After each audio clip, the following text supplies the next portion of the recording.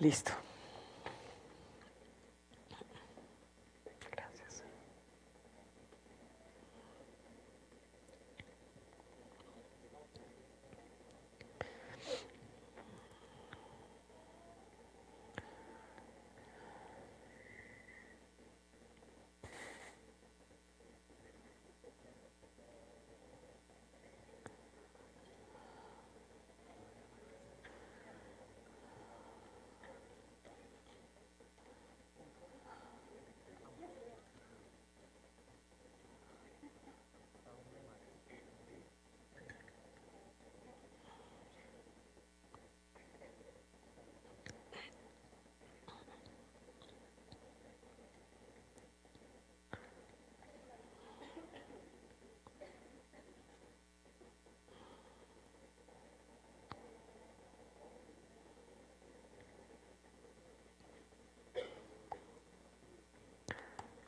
¿Cuál es la mía? Es esta.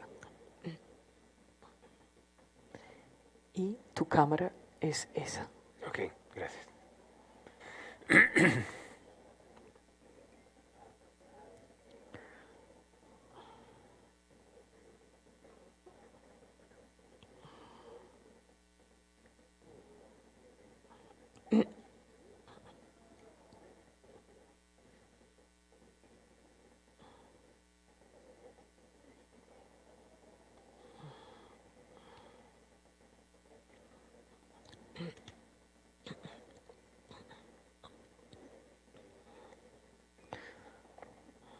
Hola.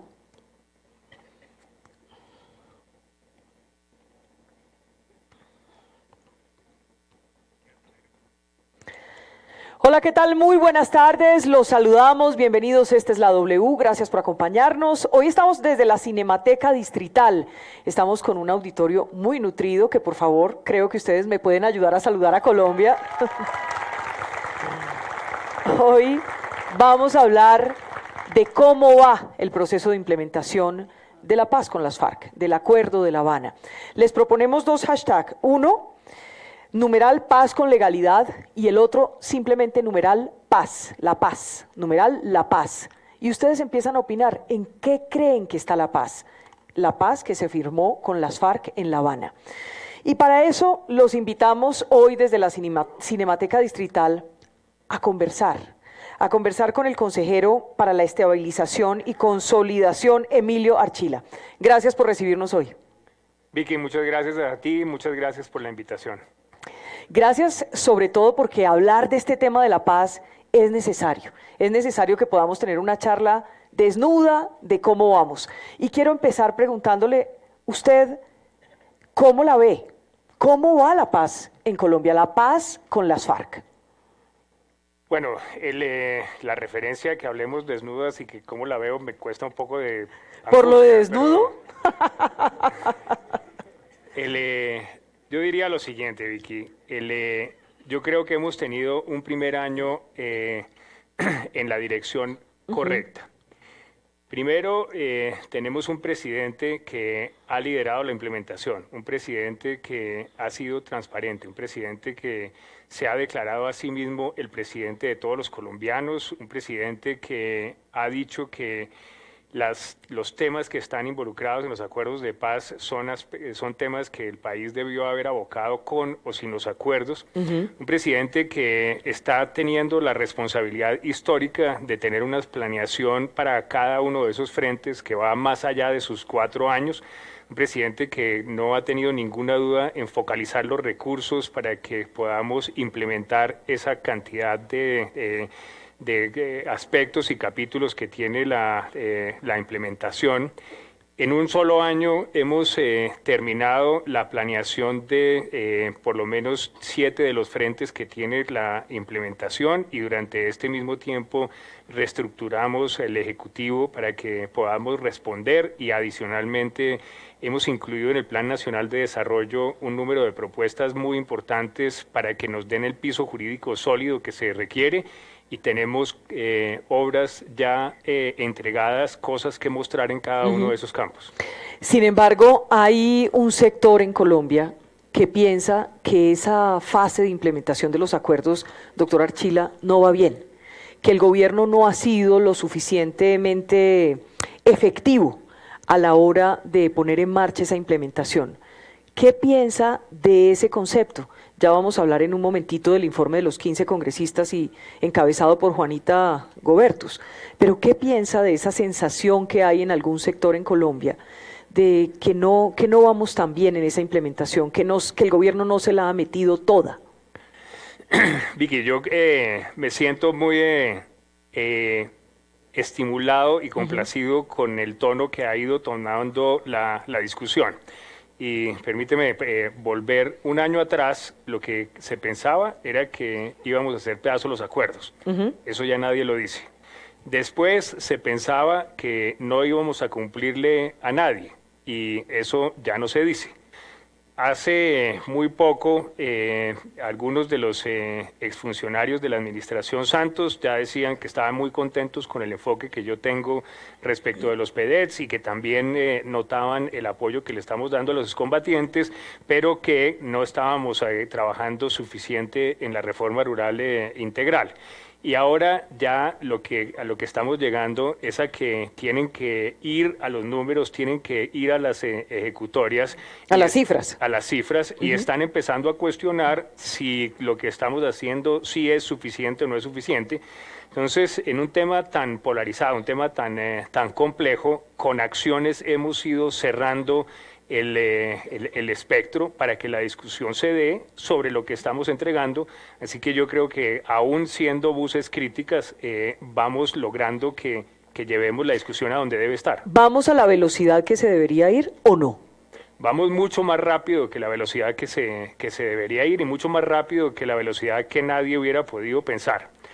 En los temas de excombatientes, nosotros tenemos alrededor de 10.500 excombatientes que están comprometidos con su proceso, 10.500 excombatientes que están respondiéndose a sí mismos, a sus comunidades, a la justicia, que están en proyectos para tener sus proyectos productivos o capacitándose para educarse. Hemos más que multiplicado por 1.000 los proyectos productivos que se les habían entregado. Hemos fortalecido la seguridad que existe para ellos, hemos reunido sus familias. En lo que tiene que ver con los municipios más afectados por la violencia y la pobreza, esos están reunidos en 16 zonas. De esas planeaciones recibimos 2, nosotros ya terminamos las 14 restantes, recibimos ninguna focalización de recursos para cumplir con esos propósitos. Nosotros reformamos el de obras por impuestos y lo focalizamos ahí, concentramos las regalías, el 7% de las regalías que se distribuyen en el OCAD Paz para cumplirle precisamente a esas comunidades lo que nos están pidiendo. Focalizamos los recursos de la Agencia de Renovación del Territorio para que se cumplan específicamente esas funciones. Hemos traído al sector privado a que nos acompañe, estamos trabajando articuladamente con los municipios, con los departamentos. Teníamos ningún avance en lo que tiene que ver con el catastro multipropósito, expedimos el COMPES, conseguimos 150 millones de dólares para implementarlo en todos los frentes de tierras, tanto el Banco de Tierras como la formalización, vamos más rápido. Recibimos el programa de sustitución voluntaria de cultivos ahogándose y lo hemos sacado a flote. Luego, en todas partes vamos bien y rápido. Detengámonos en una cifra específica. ¿Cuántos excombatientes hoy siguen en el proceso de paz? Los registros lo que nos indican es que de la oficina del Alto Comisionado para la Paz se acreditaron alrededor de 13.000 y nosotros tenemos en este momento casi 11.000, 10.500 que siguen registrados en la agencia de reincorporación. Son con ellos con los que estamos trabajando directamente. ¿Cuántos ya no están definitivamente? Digamos, es la diferencia entre 13.000 y 10.500. O sea, estamos hablando de 2.500. Más o menos, sí. Y en esa cifra está la lista de los 700 como evaporados, yo los llamo evaporados, que es de los que nunca se volvió a saber nada. Digamos, de estos, Vicky, más o menos la mitad eran milicianos, que son aquellos que estaban en los centros poblados, que estaban en las ciudades, y más o menos la mitad eran de los guerrilleros que estaban, en los términos de ellos, en las montañas de Colombia. Los que eran milicianos, pues tenían familias, tenían casa, tenían trabajos. Es muy posible que un número grande de ellos simplemente hayan sentido que no necesitan más apoyo del Estado y por eso no estén en nuestros registros, pero no se pueda sacar ninguna conclusión de qué es lo que están haciendo. Cuando terminó el gobierno Santos se hablaba de unas disidencias digo, incluso desde quienes nunca entraron al proceso de paz, de por lo menos unos 1.400 hombres, y esto iba en ascenso. ¿Su oficina maneja esas cifras de las disidencias? Digamos, lo que nosotros hemos visto es que el número de las personas que están en el proceso con nosotros tiende a mantenerse. De hecho, lo que ha venido sucediendo es que, digamos, en los espacios territoriales, estos son 24 espacios donde existen alrededor de 3.500 de los excombatientes, la población ha ido creciendo, no porque lleguen más excombatientes, pero como nos ha ido bien con la estrategia de favorecer no solamente al ETCR, a ese espacio, sino a las comunidades de alrededor, ha habido una integración grande entre ellos. También tenemos un programa para reunir las familias, para que los excombatientes que por distintas razones entendibles, si uno está en la guerra, no estaban con sus hijos, no estaban con sus parejas, Claro. etcétera. Tenemos un programa que tiende a reunificarlos. Entonces, en lugar de disminuir, lo que tenemos es más personas y mucho más fortalecido el proceso. Yo vi unas cifras que realmente me llamaron la atención. 98% de excombatientes ya tienen una afiliación a la salud.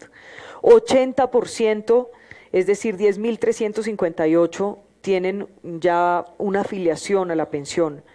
98% de los excombatientes ya están bancarizados. Digamos, uno puede creer que esto es una tontería y que es lo obvio y lo lógico, pero lograrlo es importante. Sí, Vicky, muchas gracias. Y de hecho, si se comparan esas cifras con las cifras de la ruralidad colombiana, estamos muy por encima de la ruralidad colombiana. Si uno tuviera, digamos, si uno sumara los 10.500 y pensara que son una población, Sí. estaríamos hablando de una población de alrededor de 50.000 personas. Eso es más o menos la población de Lorica. Si en Lorica, Córdoba, uno tuviera ese nivel de cobertura de salud, ese nivel de cobertura de pensiones, ese nivel de cobertura de bancarización, si estuviéramos apoyándolos financieramente a toda la familia, si estuviéramos pagando los arrendamientos a 3.500 de esas familias, si les hubiéramos conseguido el número de proyectos productivos que nosotros hemos entregado, Lorica, Córdoba sería la ciudad del mundo más próspera. No, pero perdóneme, si todos los colombianos tuvieran esa misma oportunidad, porque cuánta gente hoy, cuando uno mira las cifras de cuánta gente tiene una expectativa de poderse pensionar, pues es una cifra irrisoria realmente. Así es. Ahora, eso es lo que estamos haciendo en favor de los excombatientes. Nosotros entendemos que apoyar a los excombatientes es un proceso muy importante, es necesario para que no se nos vaya a desmoronar el proceso, pero naturalmente lo que tiene que ver con el cambio, con mantener la paz en todas las regiones, tiene mucho más que ver con llegar a los territorios, llegarle a Tiene esos muchos 170 componentes municipios. y allá quiero llegar. Digamos, hay un aspecto que es clave en todo este proceso y que se lo criticamos mucho al anterior gobierno, y yo creo que este gobierno, doctor Archila, también hay que hacerle una crítica al respecto, y es la capacidad de llegar y tener control en aquellos sitios donde las FARC pues tenían todo el control, y que al desaparecer las FARC como existieron durante más de 50 años, este Estado, el Estado en general, ni siquiera busquemos quién es el culpable o no, el Estado no ha sido capaz de copar completamente esos territorios, y eso afecta mucho. El informe que entregaba de Human Rights Watch la semana pasada, el doctor José Miguel Vivanco, pues demuestra un poco eso, lo que pasa en el Catatumbo, lo que pasa en el Cauca, lo que pasa en el Pacífico. La verdad no, Vicky. O sea, ¿estoy exagerando? siendo mi entrevistadora, digamos que Que no me va a decir todo eso. no le voy a decir todo eso, pero sí es importante tener las dimensiones de aquello de lo que estamos hablando. El reporte de Vivanco, este último, es sobre lo que está ocurriendo en el Catatumbo. Sí. Entonces, en el Catatumbo, Vicky, tenemos que nosotros recibimos un Catatumbo con un COMPES. Ese COMPES debió haber operado durante los últimos posiblemente 4 o 5 años. En el papel ese COMPES estaba cumplido, pero cuando uno llega al Catatumbo lo que encuentra es que el Estado, entendiendo por el Estado los servicios públicos de agua, acueducto, alcantarillado, energía, vías, infraestructura de ¿Está o no educación, está? eso no está. Ok. Ahora, hay que entender las dimensiones de qué tan abandonados hemos tenido esos territorios para poder Absolutamente. comprender cuánto nos va a tomar como sociedad copar ese Estado. El Catatumbo es uno en donde yo particularmente trabajo. El presidente me encomendó una estrategia que se llama Catatumbo Sostenible. Yo voy una vez al Catatumbo por mes. Trabajamos con el gobernador, con todos los alcaldes, con la asociación de municipios del Catatumbo. Solo déjeme hacerle una acotación. Vivanco se refería a esa estrategia y lo que decía era que era perfecta, que lo difícil era implementarla. Y así es. La magnitud de las necesidades que necesitamos colmar son más o menos del siguiente orden. Hemos, en esta estrategia juiciosa de hacer planeación, identificado las necesidades en vías. Tenemos hoy en día identificada la ruta de cada una de las vías que va a requerir el Catatumbo durante los próximos 10 a 15 años. Esa parte requirió de Invías, el Ministerio, las alcaldías y la gobernación. Siguiente paso, hay que ponerle cuánto cuesta.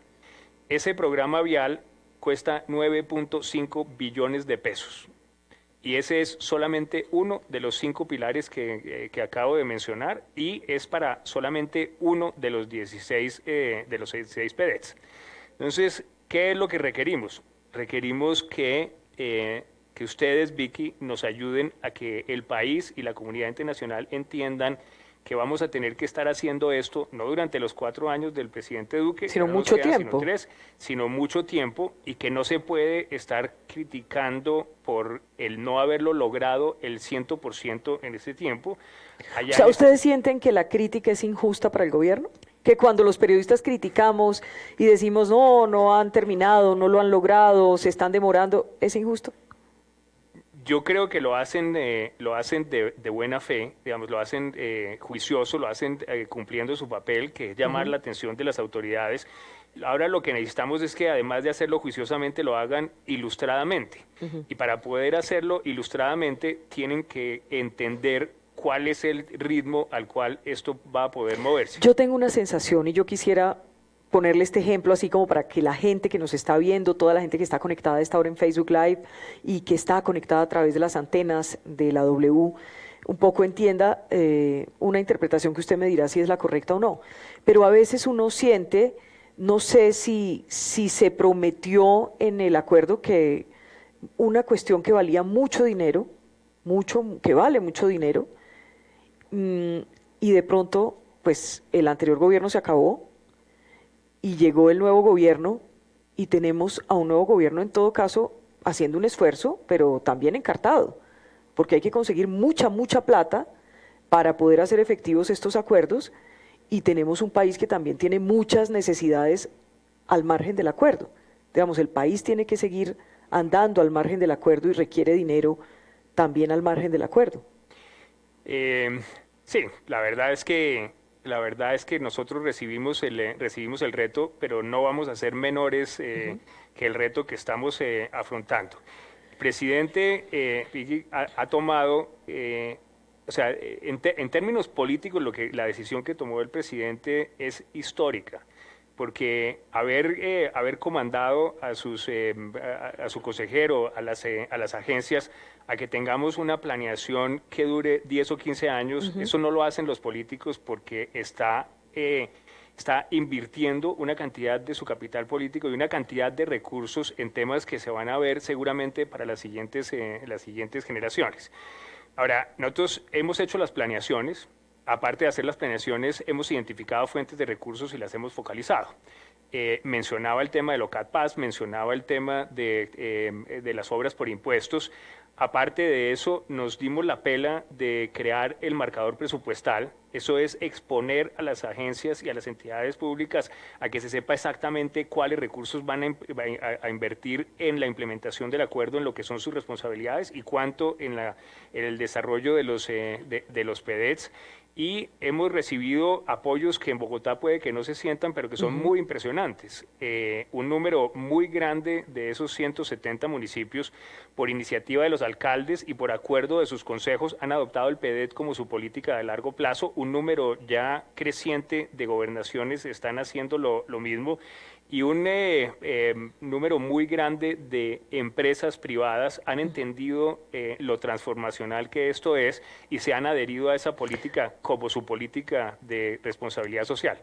Cuando yo lo escucho a usted, no sé si les pasa a todos los que a esta hora nos están siguiendo, pero cuando yo lo escucho, tengo como un problema en la cabeza y es, muchos no comprenden, por ejemplo, por qué entonces el presidente de la República se pasó tantas semanas luchando por el tema de las objeciones a la JEP. Por ejemplo, yo lo veo a usted y pienso, usted está caminando, que obviamente es el gobierno, yo sé que es el gobierno y tiene que ser por mandato del presidente Duque, pero cuando uno ve a ese presidente luchando por las objeciones, entonces uno dice, ¿pero están acá o están acá? ¿En qué están? Eso me lleva a un campo que no es en el que yo el político. Estoy más cómodo, pero yo entiendo que el mío es un cargo político, entonces voy a contestarle. De todo lo que estamos hablando son las responsabilidades que están previstas en el acuerdo para el Ejecutivo, que es el gobierno.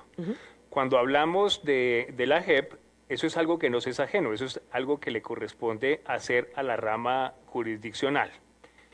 ¿Qué fue lo que ocurrió con las objeciones? También para que lo tengamos en el contexto. Y marca que una cosa es cumplir los acuerdos y otra cosa es cumplir como otras personas quisieran que se cumpliera. Entonces, explíqueme eso porque esa parte no la comprendo bien. Con mucho gusto. Voy a poner un ejemplo que no sea la JEP. Vamos al catastro multipropósito. Pero eso lo entiende menos la gente. Pongamos la JEP de ejemplo. Déjeme, yo uso el catastro multipropósito y ya voy. Catastro multipropósito tiene que ver con la información que debe tenerse sobre la tierra. Y la administración del presidente Santos pensó que para poder implementarlo necesitaba una ley. Entonces presentaron 2 proyectos de ley, esos 2 proyectos de ley no lograron pasar en el Congreso, no lograron avanzar. Nosotros entendimos, nuestros abogados dijeron, no se necesita una ley, con las facultades que ya se tienen hoy en día lo podemos hacer. Luego nosotros estamos ya ejecutándolo. Entonces a eso me refiero con que una cosa es cumplir y hay distintas maneras de cumplimiento. Ahora sí le contesto respecto de las objeciones. El presidente de la República es un hombre que primero es un hombre de legalidad, pero segundo es un hombre de principios. Él llegó y dijo, hay temas respecto de cómo se pactaron los acuerdos con los cuales yo no hubiera concordado, pero vamos a respetar que creo que hay una porción del país importante que piensa igual, digamos, y ganó el no en el plebiscito, eso es una realidad. Así es. El presidente dijo que el delito de violaciones contra niños y niñas, el delito del secuestro y el delito del narcotráfico no deberían ser conexos a el delito de rebelión y por lo tanto no amnistiables. Pero lo presentó como una reforma constitucional para que opere hacia el futuro, de manera que esas modificaciones constitucionales no van a afectar de ninguna manera las garantías que se le han dado a los combatientes. Está siendo consistente con sus principios, lo presentó en el Congreso, que era lo que había que hacer, y una de esas reformas constitucionales ya salió. Ahora, cuando se firmaron los acuerdos se firmaron sin que se diera el marco constitucional colombiano. Luego, la implementación de los acuerdos siempre se pensó que se iba a hacer en el marco constitucional que tiene Colombia. una ley marco, este es el segundo punto, el primero era el de las reformas constitucionales, este es el de las objeciones. Una ley marco, por Constitución colombiana, como es una ley tan importante, exige que participen el Congreso, la Corte Constitucional y el presidente. Y así sucedió. Entonces, la ley de la JEP no está en los acuerdos, hubo que desarrollarla. Estuvieron en el Congreso, se demoraron un año entero discutiéndola. Un año entero. Yo no sé cuántas proposiciones se presentaron y cuántas proposiciones sí pasaron y cuántas no. Y a nadie se le ocurrió pensar que era que las proposiciones que pasaban eran porque estaban a favor del acuerdo y las que se hundían era que no estaban a favor del acuerdo. Finalmente, el Congreso llegó a su conclusión. Pasó a la Corte Constitucional. La Corte Constitucional, Vicky, se demoró 8 meses estudiando esa ley. Es una ley muy difícil. Y óiganme esto. La Corte Constitucional, entre los artículos que declaró inconstitucionales y los artículos que condicionó, hay mucho más de 12. A nadie se le ocurrió decir que era que la Corte Constitucional quería hacer trizas a los acuerdos, estaba haciendo su tarea. Pasó al Ejecutivo, nosotros nos demoramos 10 días estudiando, solo 10 días. Y en esos 10 días se presentaron objeciones muy razonadas a 6 artículos y se devolvió al Congreso. El Congreso las analizó, de acuerdo con lo que interpretó la Corte Constitucional, las objeciones fueron vencidas y el presidente firmó esa ley en menos de 6 meses. Ahí lo que hay, en mi opinión, es un ejercicio de transparencia con el Estado, un ejercicio de transparencia con sus electores, un ejercicio de transparencia con lo que él pensaba, pero además de eso, un absoluto respeto a la institucionalidad. Nada de eso se hizo tratando de mamarle gallo a la institucionalidad. Quiero ponerle en el plano de algunos hechos que han sido muy sonados en todo este proceso después de la firma de los acuerdos. Y creo que usted se refería hace apenas unos minutos al tema. Quiero preguntarle hoy, usted, como consejero para la estabilización y la consolidación, ¿qué piensa sobre el estado de Iván Márquez, Jesús Santrich, Romaña y el Paisa? Digamos, ese es otro de los temas en los cuales el país podría estar unido.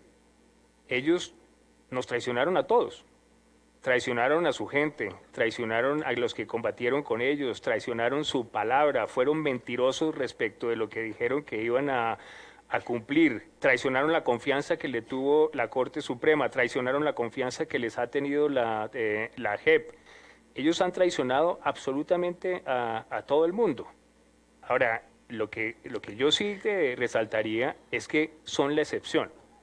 Y obviamente son una excepción pero una excepción importante, por lo que representan en lo que es FARC.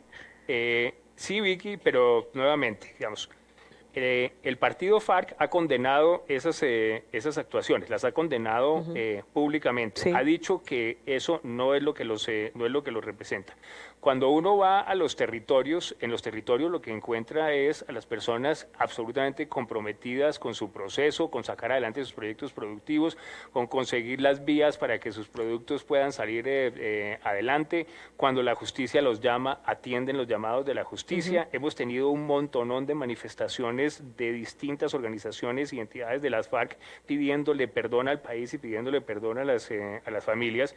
Luego, sí es una peste que eso pase, pero es una peste aislada y que no está teniendo eco en las filas de las FARC. ¿Y no debería ser ejemplarizante el tratamiento con esas personas que traicionaron, como usted lo llama, los acuerdos, su gente, bueno, lo que sea? ¿Y sí ha sido ejemplarizante la justicia con ellos? Digamos, en el gobierno hemos sido muy respetuosos de la autonomía de la JEP. Yo no he participado en ningún procedimiento particular, no le he mandado un solo oficio, no he escrito una letra dirigida a ninguno de los magistrados de la JEP. Nosotros tenemos la confianza en que ellos van a responder al momento histórico que tienen.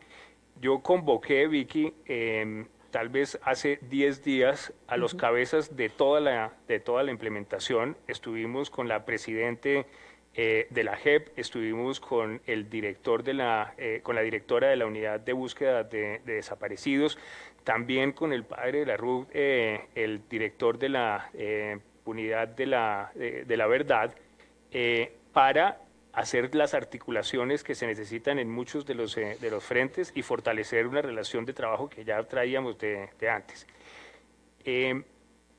Habiendo dicho eso, yo personalmente sí creo que es importante que entendamos que las garantías que se le dieron a los cabecillas de las FARC y a todos los que quedaron con las garantías, la Corte Constitucional dijo que no eran garantías que se entregaban y ya.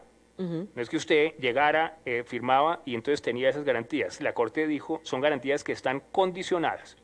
Y ese condicionamiento implica que debe haber un comportamiento que se manifieste durante todo el tiempo que sea preciso. Tienen que responderle a las víctimas, tienen que responderle a la verdad, tienen que responderle a la justicia y tienen que dar su garantía de no repetición. Y estos tipos no han dado ninguna de esas garantías. Pero siguen en el proceso. Entonces, ¿qué es lo que yo considero? Que se deben iniciar los incidentes de incumplimiento y que cuando se haga el análisis de los incumplimientos, si se llega a la conclusión que yo estoy llegando, no solamente se ordenen nuevamente las capturas, sino que los saquen del proceso. Pero imagínese, ya el Paisa tiene una orden de captura, pero no se puede hacer efectiva. Jesús Santrich tiene una orden de captura de la Corte Suprema, pero se voló. Claro, Y Márquez todavía no tiene una orden de captura, ni Romaña.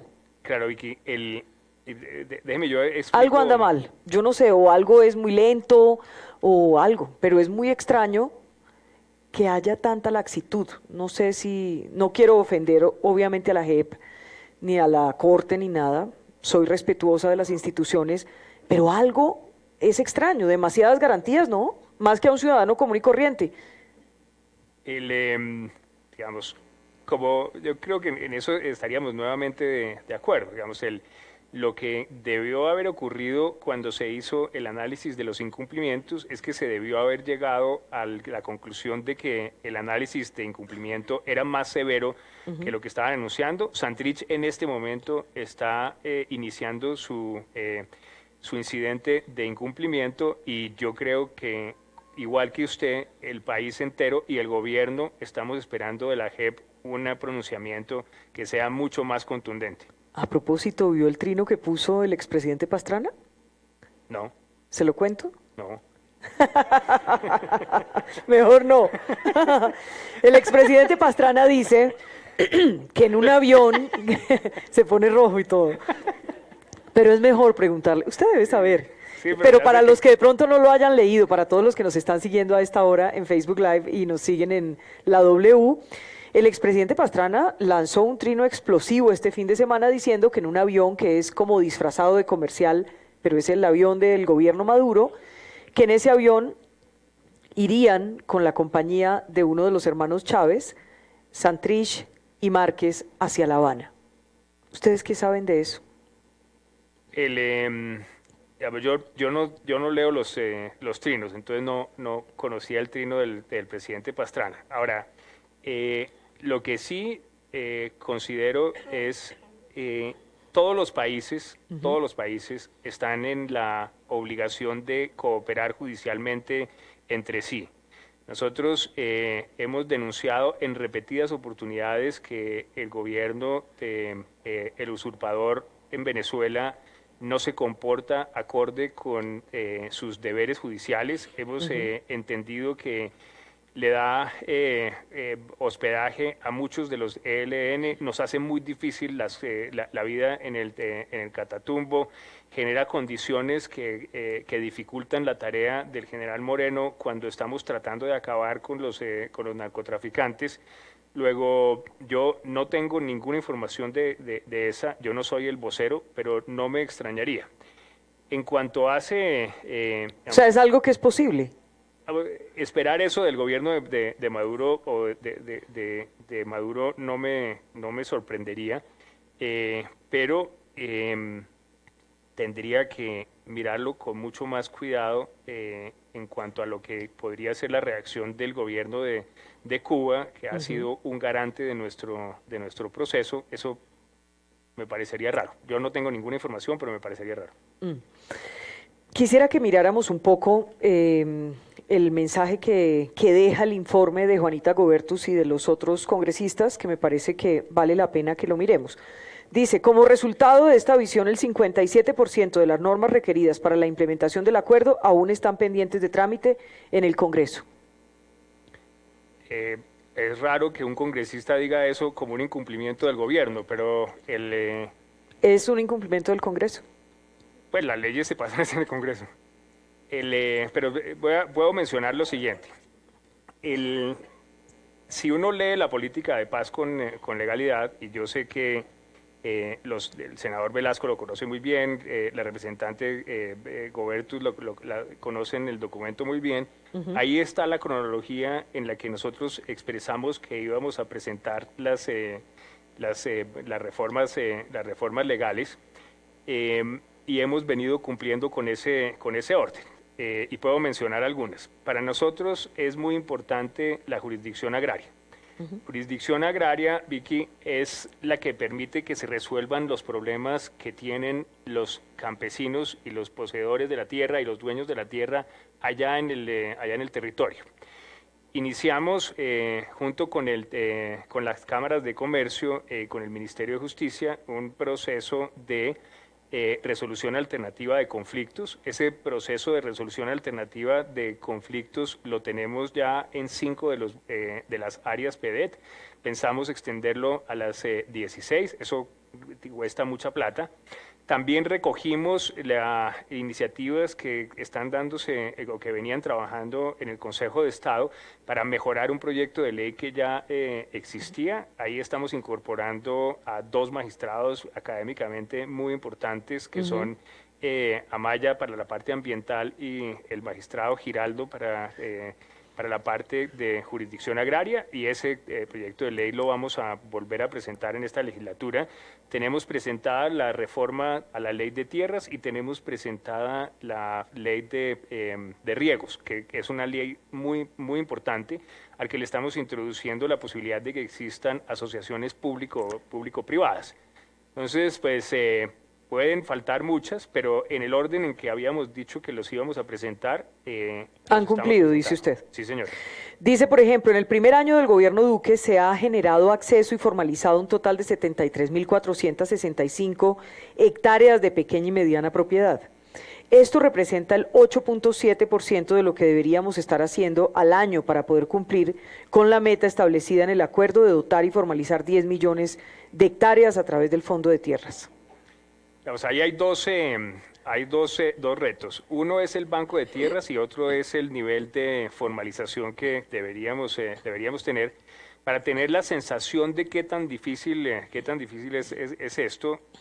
Las primeras 500.000 hectáreas que hubo en el banco de tierras básicamente correspondían a unos 6 o 7 lotes, porque en la medida en que uno va avanzando en el banco de tierras, los terrenos a los cuales debe tener acceso son más recónditos y más pequeños. Nosotros hemos puesto 320.000 hectáreas en ese banco de tierras en este primer año, que es un esfuerzo muy, muy significativo. Y en el tema de formalización vamos más o menos al mismo ritmo. Yo, obviamente, todos somos más ambiciosos, tenemos unas metas en el Plan Nacional de Desarrollo altas, pero si se compara lo que nosotros aportamos en formalización en estos 12 meses versus lo que se había aportado en los pasados 24 meses, nosotros vamos casi en el 70% de lo aportado. Es decir, ¿van superando la cifra anterior? Sí, señor. Y ocurre igual en los proyectos productivos, porque también en este informe le hacen una crítica al tema de los proyectos productivos. Y es clarísimo que el tema de los proyectos productivos pues es fundamental para que la gente tenga algo que hacer, de qué vivir, en lugar de volverse al conflicto, a la guerra, ¿sí? Vivir de la guerra. Digamos, ¿Cómo es lo de los proyectos productivos? Porque algún día escuché que ustedes recibieron 2 proyectos productivos, ¿eso es verdad? solamente 2, sí. Digamos, estos son los, en el estudio de la oposición se toca el tema de proyectos productivos en distintos ámbitos. Sí. Uno es el de los excombatientes. En el tema de los excombatientes, digamos, nosotros recibimos 2 proyectos productivos colectivos. En este momento hemos aprobado 29. Recibimos 0 proyectos individuales. 0 proyectos productivos individuales y en este momento llevamos más de 300. O sea, y proyectos productivos... ¿En un año? En un año. Proyectos productivos, Vicky, es un nombre chistoso para decirle a las empresas. Son empresas. Es decir, nosotros estamos creando mucho más estamos creando una empresa individual por día y estamos creando una empresa colectiva cada 10 días. No hay ninguna ciudad del tamaño de Lorica, Córdoba, que tenga ese nivel de emprendimientos. Pero yo creo que al estudio de la oposición, lo que le hace falta es entender que esos no son todos los proyectos productivos que hemos trabajado y que los proyectos productivos son una parte y que la empleabilidad es otra. A esos proyectos productivos hay que sumarle, primero, los que se denominan los autogestionados. Esos son proyectos productivos que los excombatientes pueden desarrollar gracias a que nosotros los estamos apoyando financieramente, le estamos pagando el arriendo, le estamos pagando la salud, le estamos pagando los servicios públicos, etcétera. Luego ahí tenemos alrededor de 200 y punta que deben adicionarse. Después de eso están los proyectos productivos que han sido apoyados por la comunidad internacional. La comunidad internacional, Vicky, no llegó a Colombia para suplir lo que el Estado no estaba haciendo. La comunidad internacional está llegando a Colombia porque nosotros producimos la confianza que se requiere para que sigan trayéndonos sus recursos y sus capacidades. Y de esos recursos hay alrededor de 37 que hay que sumarle a las cifras que estaba manejando la oposición. Aparte de eso, con el SENA abrimos una línea de crédito especial para emprendimientos de los excombatientes. Esos son alrededor de 3.000 millones de pesos y ya tenemos ahí también un número muy plural de nuevos proyectos. Entonces, en esto, Vicky, las cifras que están manejando, digamos, no son las cifras correctas. O sea, a ver, el informe de los congresistas encabezado por Juanita Gobertus, que yo creo que es una congresista muy seria, que conoce el proceso, ¿son cifras irreales? No, Vicky, yo también le tengo, o sea, yo le tengo un gran respeto a ese informe. Creo que el hecho de que estemos llevando la discusión a ese nivel académico y de cifras es importante. En esa en particular, en mi opinión, hay 2 elementos que no tuvieron en cuenta. Primero, no tuvieron el tiempo o la necesidad de preguntarnos cómo es que está la planeación que estamos haciendo para poder responderle a los combatientes, que es una planeación muy juiciosa. Nosotros hicimos un censo, en ese censo identificamos quiénes quieren ser empresarios, quiénes quieren ser empleados, quiénes quieren ser empresarios colectivos, quiénes quieren ser empresarios individuales. Hicimos un acuerdo con el PNUD, cuya directora está por aquí, en ese tenemos un ritmo de formulación de proyectos productivos que de aquí a finales de año, máximo el primer trimestre, deberíamos haber cubierto todos los que quieren esos proyectos productivos colectivos. Trajimos a Impulsa, esa es la entidad del Estado que le da apoyo a los empresarios colombianos para que los revise de manera que tengan un altísimo grado de probabilidades de éxito. Entonces, lo primero que no miraron con detalle es cómo estamos haciendo la planeación y cuáles son las cifras que nos van a dar si, como ha venido sucediendo hasta ahora, funciona.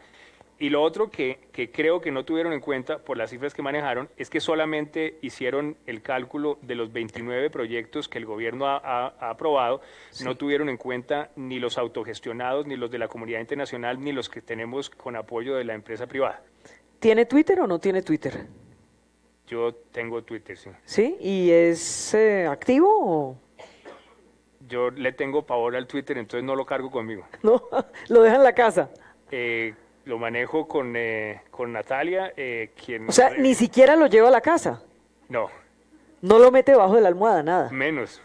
Pues le quiero decir que somos tendencia a esta hora con numeral paz con legalidad. Bien. Mire, uno cree que no, pero a la gente le interesa mucho, al país le interesa mucho este tipo de espacios, porque es un poco como espacios informativos, ¿cierto? Siempre estamos en una posición muy crítica, es verdad lo de la posición de los periodistas, bueno, ese es nuestro papel. Siempre estamos diciendo falta aquí, falta acá, pero también vale la pena tener estos espacios para escuchar, para hacer algunos reconocimientos y también para preguntar, porque este es un tema muy complejo. Fíjese usted que cuando uno habla de proceso de paz, se entrelaza el tema de los líderes sociales y allí entramos, doctor Archila, otra vez como en una crisis, como que decimos, pero ¿qué es esto? ¿Qué es esto tan horrible que está pasando? ¿Cómo está lo de los asesinatos de líderes sociales en todo el marco del proceso de paz? Ese Vicky tiene distintas aristas. Uno muy importante es la Comisión de Seguridad que preside el presidente. Está en este momento sentándose en Palacio. Están el doctor Miguel Ceballos, que es el alto comisionado para la paz, la ministra del Interior, que son quienes lideran, el presidente con todas las componentes de la Comisión de Seguridad, para tener el segundo o el tercera reunión de esa instancia que se previó en los acuerdos y que ha sido, digamos, mantenida por parte de esta administración. Y ese es un tema y hoy seguramente conoceremos los resultados. Yo llegaré allá después de esta entrevista. Ahora, lo que hace respecto a, digamos, las responsabilidades de la consejería donde yo trabajo, de hecho, el presidente inicialmente me había nombrado a mí en esa coordinación y yo le pedí que me degradara para poder concentrarnos en lo que es específicamente la protección de los excombatientes, de los líderes excombatientes y los líderes de sustitución voluntaria de cultivos. En los temas de protección a los excombatientes, para entender lo complejo de esto, tenemos los que están en los ETCRs, los espacios temporales, que como mencioné son alrededor de 3.500, y los que están en todo el país. Para los que están en los espacios temporales, el ejército colombiano y la policía colombiana hicieron unos ramas especiales para la implementación de los acuerdos. Es decir, estas son personas que pertenecen a la policía y pertenecen al ejército, pero en unos rama completamente separada. Y a esas personas, cuando van a ingresar, les hacen unos exámenes, etcétera, especiales para garantizar que tengan las condiciones adecuadas. En cada uno de los espacios territoriales tenemos un batallón completo del ejército que protege el espacio territorial y tenemos un batallón completo de la policía que garantiza la seguridad en las zonas aledañas. Gracias a eso y reconocido por el Consejo de Seguridad de las Naciones Unidas como muy efectivo, quienes están en proceso colectivo de reincorporación no hemos tenido ningún asesinato. Ahora, el resto optaron por tener una reincorporación individual. Y ahí están en mayor peligro. Esos son 8.000 personas que venían de unas situaciones muy violentas, muy complicadas, y están en cualquier parte del país porque ellos no tienen ninguna restricción de movilidad. El presidente pidió también que yo coordine la acción articulada de todas las entidades que tienen responsabilidad sobre la protección de los excombatientes. Esto es la policía, el ejército, el cuerpo élite del ejército, la SIJIN, la unidad de inteligencia, la fiscalía, la defensoría del pueblo. Esa orden del presidente la empezamos a cumplir hace 2 meses. Adoptamos más de 20 medidas adicionales de protección que incluyen temas como la desestigmatización inclusive, la creación de un puesto de inteligencia unificado y esos ya los tenemos andando. ¿Cuál es la cifra oficial hoy de desmovilizados asesinados? Esa cifra, Vicky, la maneja la Fiscalía. Nosotros no en el informe, le voy a dar la cifra del informe de Juanita Gobertus. De agosto de 2018 a julio de 2019 han sido asesinados 56 excombatientes de las FARC. Dice, ascendiendo a un total de 138 desde el inicio del proceso. Sí. Lo que digo, Vicky, es el compromiso del gobierno con dar la protección es un compromiso que es un compromiso muy robusto, muy sincero, es un compromiso definitivo, es un compromiso que va a seguir adelante. El presidente entiende que esto está dentro de digamos, los cimientos mismos del proceso. Ahora, lo que uno quisiera es que no existieran amenazas, lo que uno quisiera es que no ocurrieran eventos, lo que uno quisiera es que nadie de ellos se muriera. Pero cuando se presentan las amenazas, la unidad de protección, que la UNP actúa. Pero la UNP tiene una mesa especial para los excombatientes FARC, esa mesa la presido yo. Ahí tenemos en este momento ningún esquema de protección que nos hayan pedido pendiente de resolver. Tenemos más de 200 esquemas de protección entre colectivos e individuales. Y de los Pero además entiendo, perdóneme, que son como 1000 hombres para cuidar a 200 algo de desmovilizados. 1000 hombres de la UNP. Digamos, en términos de números, es el área donde hay más números, más vehículos, más armamento, digamos, y tenemos, como mencionaba, entre los individuales y los colectivos más de 200 de esos esquemas de protección, y personas que estén protegidas, tampoco se nos ha muerto ninguno. Cuando uno ve que el paisa se evapora, yo utilizo el término evaporar, nadie vuelve a saber de ellos, o Iván Márquez se evapora, siempre dicen, tenemos problemas de seguridad. ¿El Estado colombiano no es capaz de cuidar a Iván Márquez? ¿A Romaña, al Paisa, a Jesús Santrich? Digamos, en lo que nos muestran nuevamente, una cosa es lo que se dice alrededor, alrededor de los trabajos que nosotros hacemos, siempre hay cosas que dicen, pero lo que muestran los resultados es absolutamente lo contrario. Mencionaba, porque es así, que quienes han estado bajo la protección de la UNP en la mesa especial, ninguno de esos ha terminado muerto. Entonces, lo que muestran los resultados es que ellos, al haber tomado la decisión de hacer lo que usted dice... Evaporar, le gustó el término, ¿no? Sí, lo que pasa es que en este ámbito de la violencia, si yo digo que los voy a evaporar, puede sonar horrible. Sí, pero es que en este caso se evaporaron solitos, no se preocupe. No, y cuando uno ve a Timochenko, que digamos, ¿quién podría tener más riesgo? Pues Timochenko o Rodrigo Londoño, que es la cabeza de todo el grupo. Y sin embargo, él se ha acogido, ha estado juiciosamente allí. Ahí está. Y digamos, y no solamente él, digamos, nosotros, Vicky, todas las instancias que hay para tener interacción con las FARC las hemos reactivado. Está la CECIBI, que es la mesa en donde se hace el seguimiento y el impulso. Nosotros la activamos, hemos tenido más de 17 reuniones. Ahí tenemos 3 por lo menos de los representantes de las FARC. Las decisiones, digamos, económicas y de orientación del proceso de reincorporación se toman en otra instancia que es el CNR. Ahí está Pastor Alape y está Ernesto, compartimos con ellos y ellos están absolutamente jugados con que eso les salga bien. Estaba la mesa técnica, que es la que acabo de mencionar. Ahí hay por lo menos unos 10 o 12 que son analistas de parte de las FARC.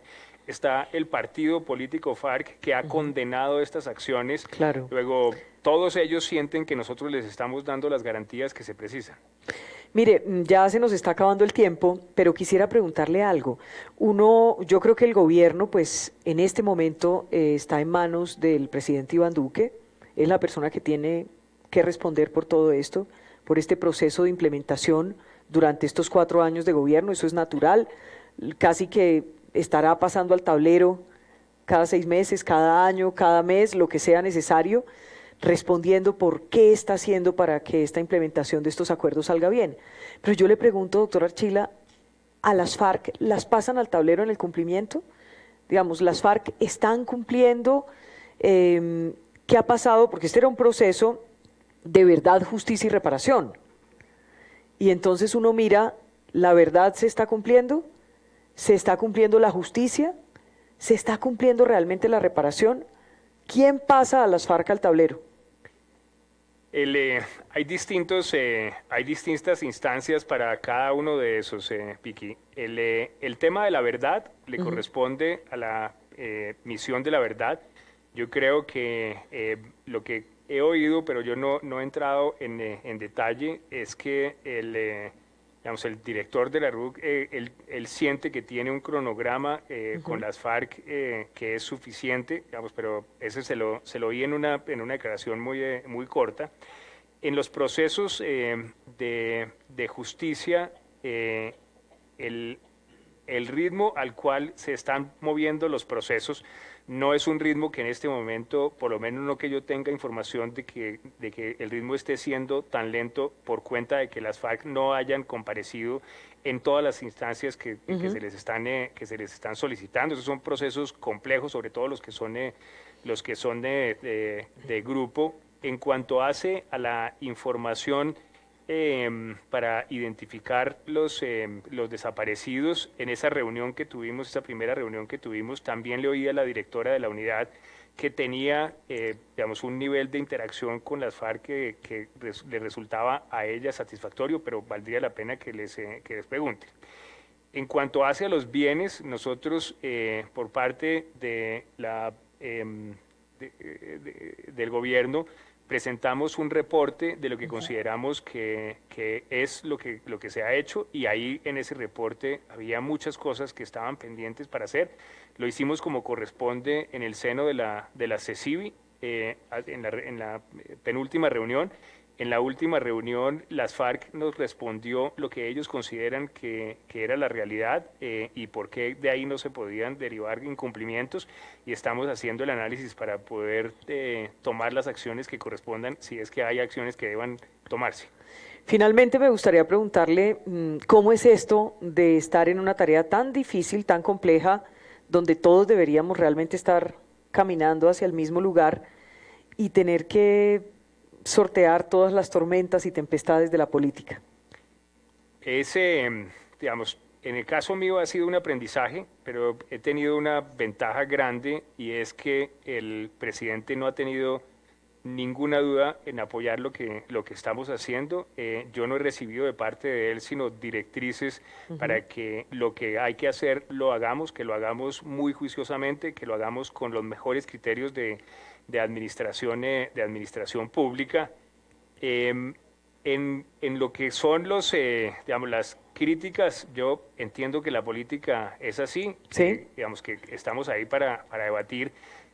Siento que el nivel de discusión que se está dando en estas últimas 2 o 3 semanas es un nivel de discusión mucho más referido a lo que sí se está haciendo, el cómo se está haciendo. Ya creo que el país completo ha visto que frente a la magnitud y los resultados que estamos entregando, el argumento de que no íbamos a cumplir es un argumento que ya se quedó sin voces. Es decir, usted me está diciendo hoy sí estamos cumpliendo. Definitivamente, sí. Pues le agradecemos al consejero, me ha costado aprenderme todo el cargo para la estabilización y la consolidación. Doctor Archila, gracias por estar con nosotros hoy en la W. Muchas gracias por la invitación. Bueno, nosotros vamos a hacer una pequeñísima pausa. El auditorio estuvo excepcional, gracias. Gracias por participar hoy en el programa. Nos vamos a la pausa y regresamos desde la cabina. Esta es la W. Muy bien. Habernos acompañado a lo largo de toda esta jornada, los que llegaron